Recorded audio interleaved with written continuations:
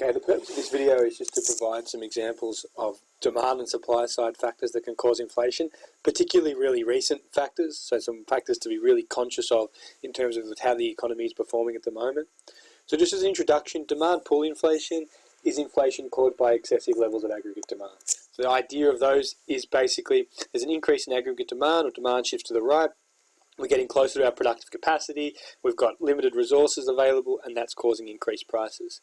Cost push inflation is more from the supply side. So rather than it being caused by increased demand in the economy, it's caused because firms are experiencing increased costs of production, which might be wages or interest rates or taxes, etc.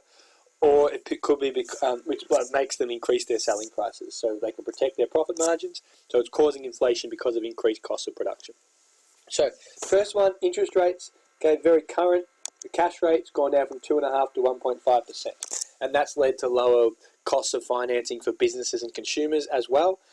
It's important to recognise that lower interest rates will increase demand pull inflation, but they can help reduce cost push inflationary pressures.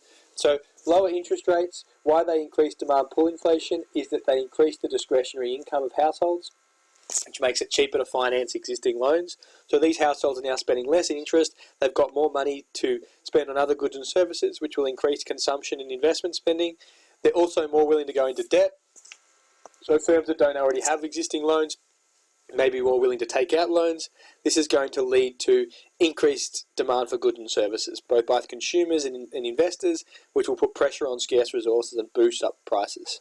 In terms of its impact on cost push inflation, it will help to reduce cost push inflation. So lower interest rates reduce cost push inflation because it's cheaper for firms with existing loans to finance their loans. So they're more willing to supply and it reduces their cost of production. But overall, the demand side impact is bigger. So if interest rates are slow, that's likely to increase inflationary pressures. So the RBA use interest rates as their main weapon to fight inflation. Higher interest rates help to reduce the level of inflation in the economy. Inflationary expectations, you can read through this one in your own time. It's just talking about how when people expect inflation, they demand higher wages. That causes higher costs of production. And they're also more likely to spend in the short term because they know prices are going to go up. And that can lead to both increased demand as well as increased wages and real unit labour costs, which we can boost cost push inflation. All right, higher real disposable incomes. Higher real disposable incomes mean more spending. So in recent years, disposable incomes have increased again. But over the period from 2013 to 2016, real disposable incomes were falling because of lower commodity prices, and that was helping to keep inflation under control or under check. At recent times, now that we're getting slight increases in real disposable income, that could lead to more spending on cars and clothes, etc., which could cause more demand pull inflationary pressures.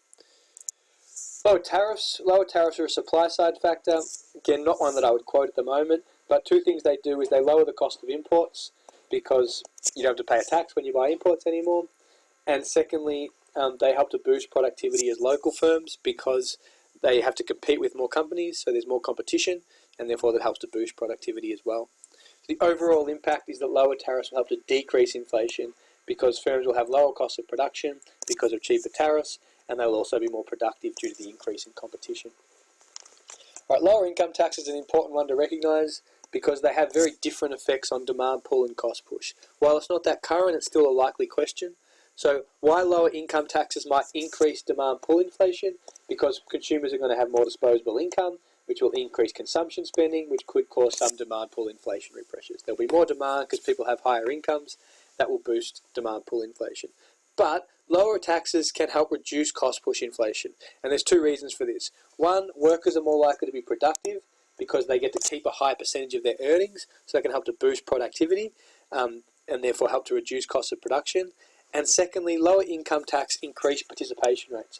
People are more likely to join the workforce when income taxes are low, and that again helps to increase competition for jobs, reduce wage pressures, and reduce firms' costs of production.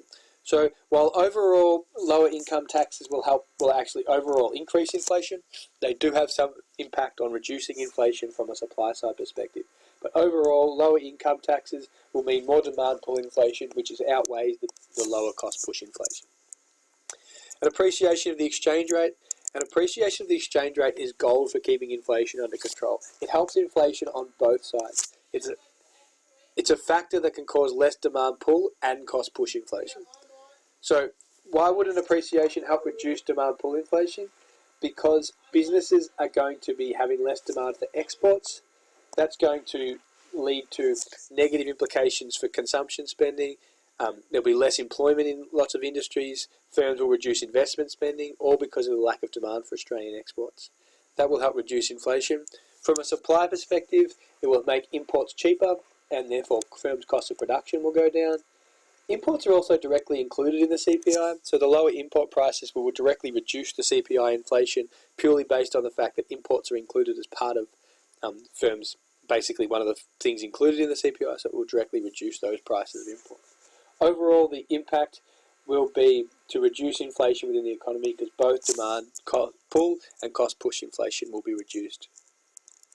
In terms of depreciation, it's completely the opposite. Depreciation will mean foreign currencies have increased purchasing power. This will boost the demand for exports. Firms will invest more in capital and equipment, which will boost investment spending. There'll be increased demand because there'll be increased employment in the economy, so consumers will have higher factor incomes. That will lead to increased consumption and boost demand pull inflation as well.